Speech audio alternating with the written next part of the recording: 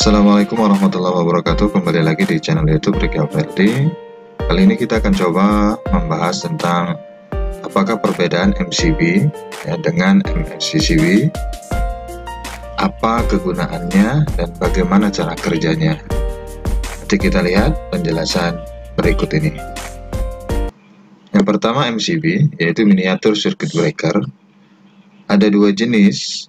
Yang pertama itu ada MCB yang satu fasa seperti ini bentuknya, yang sering kita jumpai. Kalau kita lihat di sini ada kode C32 ya. C32 ini artinya berarti kode ya. Di sini ada kode ya. Biasanya kalau C32 berarti 32 ampere. Kalau dia tidak ada kode lain, biasanya ada kode CL4, CL6 itu menentukan ampernya. Nah, kemudian kita lihat bentuk yang tiga fasa. Bentuk yang tiga fasa seperti ini dia, ya. Ada tiga jalur, ada tiga line. Sementara yang ini hanya satu saja. Kemudian kita lihat di sini ada MCCB, modul case circuit breaker, ya. Dari kependekannya dari modul case circuit breaker, jadi namanya MCCB. Sementara miniatur circuit breaker adalah MCB. Jadi yang lazim untuk di rumah itu biasanya seperti ini bentuknya, MCB. Nah, kita lihat MCCB itu bagaimana bentuknya. Ya, kita lihat di sini yang fasa 1, mana bentuknya kita perhatikan. Nah, inilah ya MCCB fasa 1. Kemudian kita lihat bentuk yang fasa 3-nya. Nah, seperti ini dia bentuknya. Kalau dari bentuk ini lebih kecil, ya, lebih kecil dibandingkan dengan yang MCCB. Ya, MCB lebih kecil bentuknya dibanding dengan MCCB. Dari segi harga sudah pasti yang ini lebih murah, ya, yang di sini lebih mahal. Nanti kita perhatikan berapa arus maksimumnya, ya, apa pembedanya, kenapa sebaiknya menggunakan MCCB. Ya, kita perhatikan penjelasan berikut ini. Nah, kita lihat di sini, ya. Ada panel A, ada panel B. Nah, biasanya MCCB itu digunakan pada arus yang besar, arus yang tinggi. Ya, di sini ada yang tiga fasa, kita perhatikan. RST, berarti ini line, ya. Jalur fasa R, fasa S, dan fasa T. Nah, ini kalau ini disebut sebetulnya current transformer, ya. Transformer current. Ada 3, inilah nanti yang dihubungkan ke meteran, ya. Karena inilah yang nanti yang dibayarkan berapa arus listrik yang terpakai. Maka dipasang sebuah current transformer. Ya, nah, kita perhatikan di sini. Ini ada MCB, ya. MCB ini kita perhatikan ini banyak, ya. Ini berkelompok, ya, ada R1, R2, R3, R4, R5. Ini maksudnya kode nih. Yang pastinya kode, ya, RST, kode jalur mana nanti yang digunakan, ya. Ini arus besar, sementara MCB digunakan pada arus yang kecil. Ini perbedaannya. Dari kabel saja kita lihat diameternya sudah berbeda. Maka ini digunakan biasanya untuk arus yang lebih besar, sementara MCB arusnya yang lebih kecil. Nah, kita perhatikan yang pada panel B, ya. Pada panel B ini ada beberapa MCCB yang digunakan, ya. Kemudian ada MCB, ya. MCB ini banyak juga yang digunakan. Kita perhatikan di sini, ini ada MCCB yang utama. Dari sini saja sudah nampak nih jenis kabel diameternya lebih besar. Berarti kapasitas maksimum ampernya pasti ini lebih besar dibanding dengan MCCB yang lainnya. Yang ini, ya, yang ini sampai ke kanan ini. Di sini ada MCCB 1 besar, yang kecilnya ada 1, 2, 3, 4, 5, 6, 7, 8. Yang menggunakan 8 MCCB yang kecil. Nah, dari kabel kita lihat diameternya, ya, ini makin kecil, sementara yang ini besar. Dan kemudian turun lagi ke MCB, lebih kecil lagi. Nah, inilah panel, ya, perbedaan panelnya, penjelasan singkat nih. Apa kegunaan dari MCCB dan MCB, perbedaannya. Nah, penjelasannya berikut ini kita lihat lebih jelas lagi. Berapa maksimum kerjanya, ya, tegangan arus listriknya, ya, arus listriknya yang bekerja. Kita lihat di sini. kita lihat MCB dengan MCCB. Spesifikasinya yang pertama melindungi dari sistem dari arus berlebih, overload current. Nah, ini arus berlebih. Ya, kita lihat. Berarti MCB ini fungsinya sebetulnya overload, kelebihan beban. Jadi kalau beban terlalu besar tergantung dari ampere masing-masing ya, ampere MCB dan ampere MCCB. Biasanya PLN memberi batasan berapa daya yang terpasang baik di rumah maupun di kantor atau di sekolah atau di pabrikan ya. Nah, kita lihat di sini. Yang keduanya adalah melindungi arus hubung singkat atau konsleting. Jadi ada arus hubung singkat, arus pendek ya, sama tuh konsleting. Jadi MCB bisa bekerja ya, melindungi ketika ada konslet terhubung singkat antara api dengan netral, maka MCB ini akan bekerja. Begitu juga MCCB juga akan bekerja. Nah, kemudian apa perbedaan yang jelasnya? Di sini yang ketiga dijelaskan, rating arus maksimum. Nah, rating arus maksimum berarti batasan maksimum arus yang bisa dilewati ya. Di sini adalah 63 ampere arus yang bisa dilewati oleh MCB maksimumnya. Sementara untuk MCCB dia ada 1000 ampere atau 1 kilo ampere. Ya, ini 1000 ampere, lebih besar dia. Nah, biasanya kalau udah seperti ini, ya arus yang dilaluinya lebih besar, kita menyesuaikan daya yang terpasang. Kalau di rumah mungkin 1300 ya, nah 2200, 3500. Nah, itu biasanya menggunakan MCB saja sudah cukup, karena arusnya tidak lebih dari 63 ampere. Sementara kalau kita punya instalasi listrik di kantor, ya, di sekolah, di pabrik, biasanya arus yang mengalir itu di atas dari 63 ampere. Ya, 100 ampere, ya 200 ampere, karena banyak yang digunakan, terutama AC biasanya. Kalau di kantor tuh AC-nya banyak, di sekolah juga AC-nya banyak. Biasanya yang utama, panel utama akan menggunakan MCCB ini. Ya. Nah, kemudian kita lihat interrupting capacity. Apa sih interrupting capacity ini? Yaitu kemampuan ya. Ketika MCB ini terjadi misalnya nih, terjadi hubung singkat arus besar yang 10 kali lipat atau 100 kali lipat terjadi hubung singkat atau konsleting ya, ketika MCB ini dilalui 10.000 kilo ampere, maka ini akan terbakar. Kalau melebihi ya 10.000 ampere atau 10 kilo ampere, nah ini akan terbakar. Jadi ini kapasiti untuk yang dilalui arus listriknya. Tetapi kalau MCCB ketika terjadi konsleting, terjadi hubung singkat atau arus pendek, maka dia akan terbakar nih, alat MCCB ini akan terbakar apabila melebihi dari 100 kilo ampere atau 100.000 ampere. Ya, baru dia mengalami kerusakan gitu. Jadi ini sebetulnya tergantung dari arus yang kita gunakan atau daya yang disediakan oleh pihak PLN. Nah, ini jelas perbedaannya ya. Yang ini untuk arus kecil ya, yang ini untuk arus besar. Kita lihat di sini digunakan untuk sirkuit arus tinggi, yang ini tidak. Ya, yang ini ya. Nah, kemudian ada trip level dapat diatur ya. Kalau MCB ini tidak dapat diatur, sudah ditentukan. Kapan dia tripnya tergantung ampernya ya, MCB ini. Sementara MCCB ini bisa di setel ya, pengaturannya ada. Nah, ada pengaturannya di sini. Kapan dia waktunya trip ya, zigzag artinya trip itu dia turun ke bawah handle ini ya. Ini akan turun ke bawah, putus arus ya. Bisa di setel stripnya. Kalau ini dia tidak ada ya. Ada setelan pabrik paling yang tersedia itu setelan pabrik sesuaikan dengan ampere. Sementara ini MCCB ini biasanya bisa kita atur ya, bisa kita setel. Maka di sini keterangannya trip level dapat diatur ya. Kalau MCB tidak, sementara MCCB dapat diatur. Nah, berikutnya kita lihat di sini ada penjelasan cara kerja dari sebuah MCB ya. Kita perhatikan dulu bentuk fisik dari sebuah MCB ketika dibuka casingnya, tutupnya. Nah, di sini ada sebuah pengaman, ada dua pengaman dalam MCB ini. Yang pertama ini ada solenoid ya, kemudian di sini nanti ada bimetal. Tapi sebelumnya kita lihat penjelasan berikut ini ya. Untuk yang pertama, kita perhatikan yang pertama.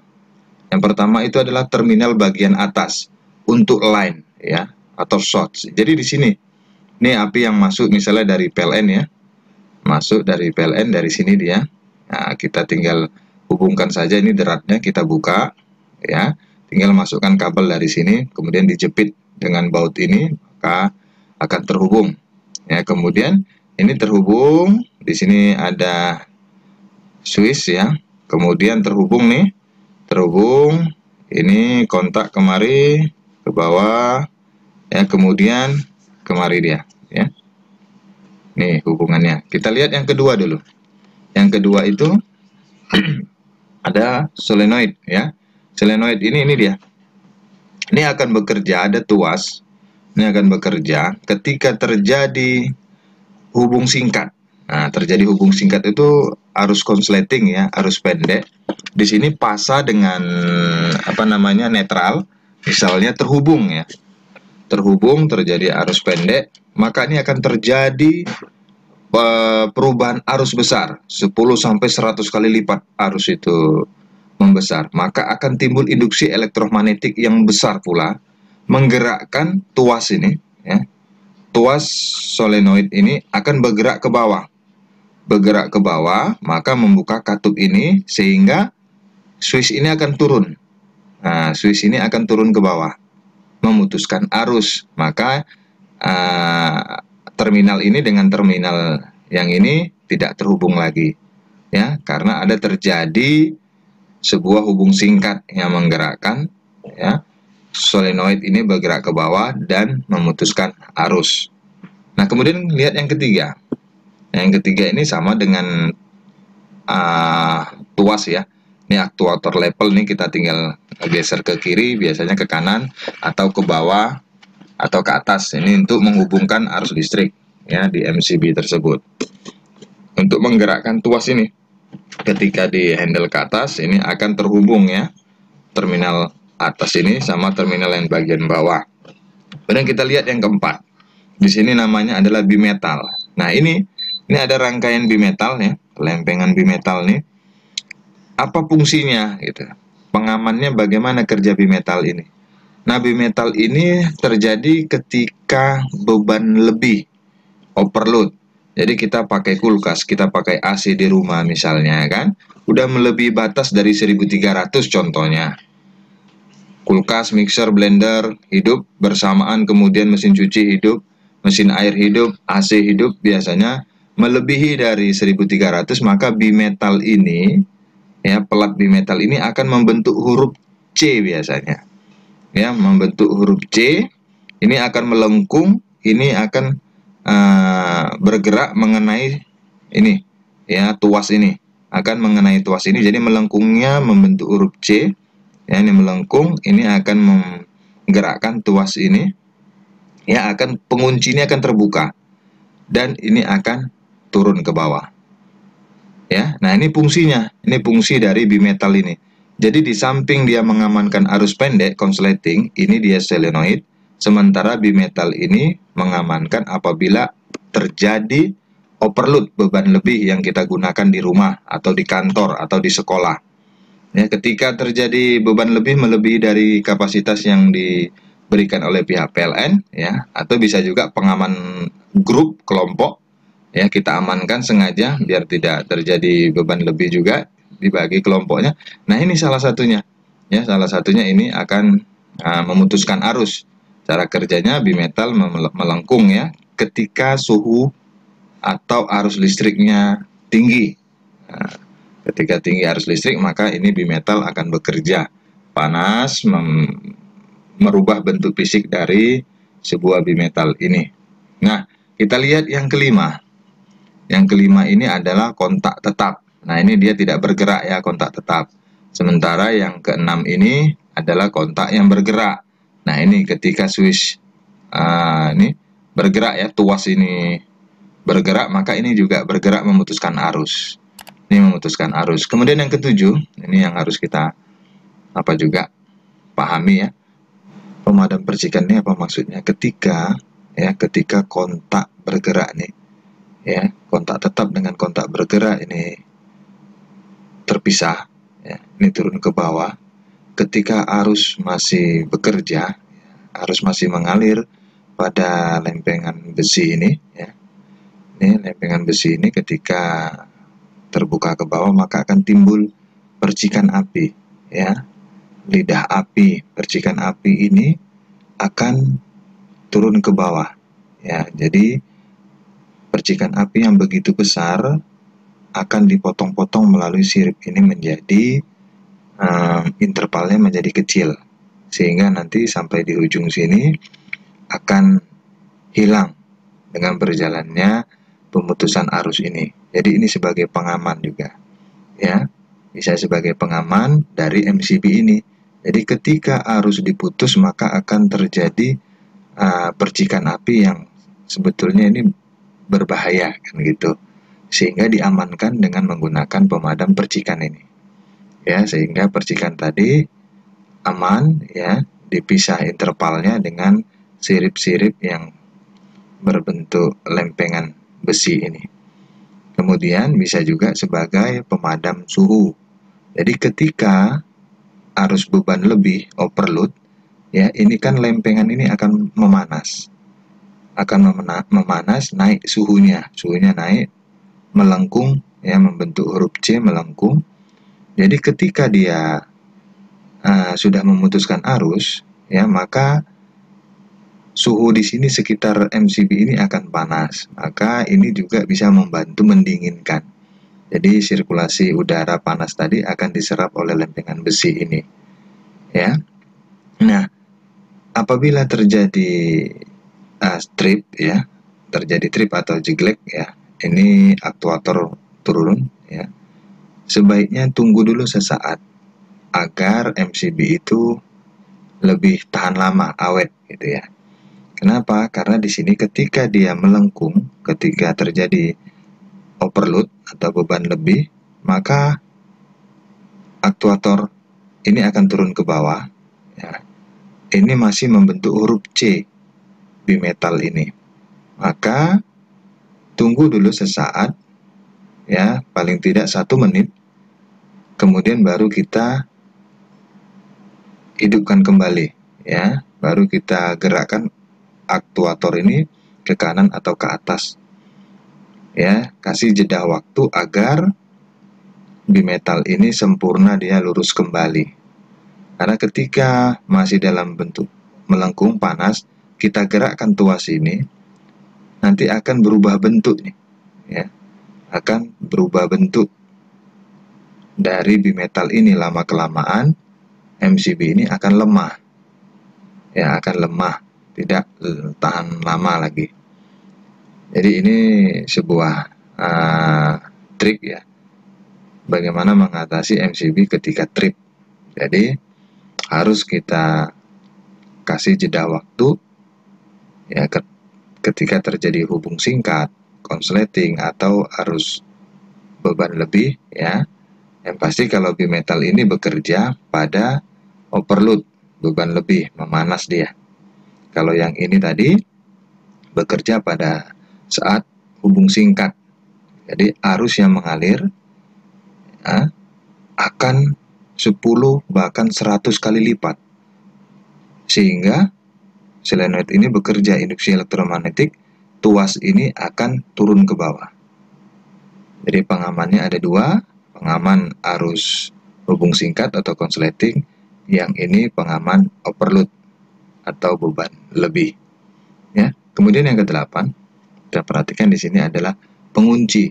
Nah, ini bisa diturun naikkan pengunci supaya didudukan MCB nanti kokoh dia. Ini penjepit, ada lempengan pelat besi, ya, untuk dudukan MCB ini. Jadi ini penguncinya, tinggal tarik ke bawah. Kemudian terakhir, ya, adalah terminal bagian bawah dihubungkan ke beban, ya. Ini dihubungkan ke beban, ini dihubungkan ke instalasi listrik rumah kita. Apakah dia ke AC, apakah dia ke kulkas, inilah dia penghubung terminal bagian bawah. Yang ini terminal bagian atas yang dari MCB atau sumber listrik PLN. Nah, Semoga bermanfaat informasi ini ya. Jangan lupa komen ya terbaik, masukan-masukan terbaik ya. Kemudian share jika informasi ini bermanfaat. Terima kasih sudah melihat video ini sampai selesai.